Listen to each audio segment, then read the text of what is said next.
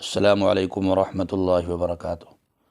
محترم دوستو، گزشتہ ویڈیو میں ہم نے بہی یعنی سفرجل پھل کے متعلق آپ کو اس کا تعارف بھی کرایا تھا اور آقا صلی اللہ علیہ وسلم کی کچھ احادیث کا مفہوم بھی عرض کیا تھا۔ آج بھی ہم اپنی ویڈیو میں محدثین کے مشاہدات و تجربات بتائیں گے۔ محدث کی جمع محدثین یعنی وہ علماء جن کو آقا صلی اللہ علیہ وسلم کی احادیث پر عبور حاصل ہو اور وکابرین علماء میں ان کا شمار ہو، اپنے اپنے وقتوں میں جنہوں نے سینکڑوں اور ہزاروں کی تعداد میں اپنے شاگردوں کو احادیث پڑھائی ہوں، ان کو محدثین کہتے ہیں۔ احادیث میں بہی اور یعنی سفرجل کے فوائد کے متعلق دو اہم اشارات نظر آتے ہیں۔ نمبر 1 تجم الفواد اور البطخاء۔ اس کی تشریح میں محدث ابو عبید کہتے ہیں جیسے آسمان پر ابر آتے ہیں اور پردہ پڑ جاتا ہے، اسی طرح بطخاء دل کی وہ کیفیت ہے جس میں دل کے پردے دھندلے ہو جاتے ہیں اور ان میں پانی پڑ جاتا ہے۔ عام طور پر فواد کے معنی دل کا دورہ ہے، جو کہ دلیہ کے فوائد میں حضرت عائشہ کی روایات میں فواد کا لفظ اکثر جگہ استعمال ہوا، جس کا عمومی مفہوم دل پر بوجھ یا دورہ ہی سمجھ میں آتا ہے۔ جب یہ لفظ تجم الفواد کی صورت میں سفرجل کے بارے میں مذکور ہوا تو حافظ ابن القیم رحمۃ اللہ علیہ اس کی تشریح میں کہتے ہیں کہ یہ دل سے سدوں کو نکالتا ہے، اس کی نالیوں سے رکاوٹ کو دور کرتا ہے اور انہیں وسیع کرتا ہے۔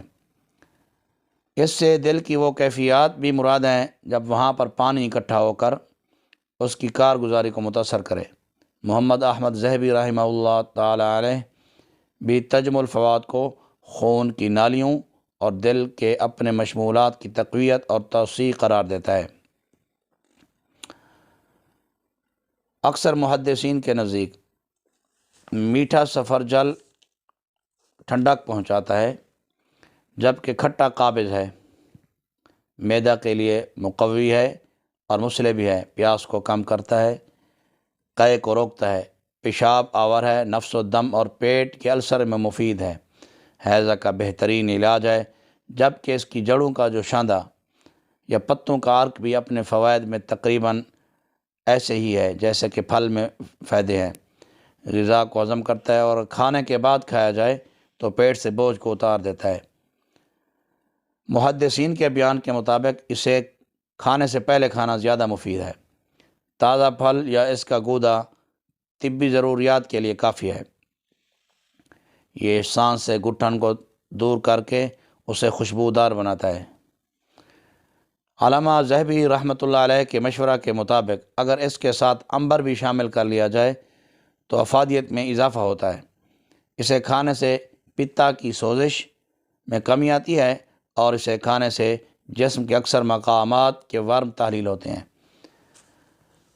بعض دوست جن کو دل میں بوجھ محسوس ہو یا دل کا دورہ پڑنے کا امکان ہو، دل کے تمام مریض اکثر اپنے پاس ایلوپیتھی کی ادویات رکھتے ہیں اور فوری طور پر زبان کے نیچے ایک گولی دے دیتے ہیں، ایک ٹیبلٹ دے دیتے ہیں، جن سے ان کو عارضی طور پر افاقہ ہوتا ہے۔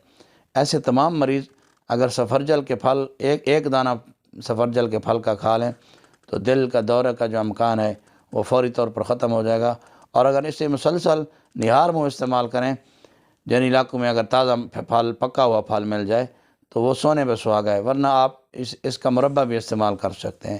انشاءاللہ العزیز دل کے تمام امراض کے لیے بہترین علاج ہے۔ السلام علیکم ورحمۃ اللہ وبرکاتہ۔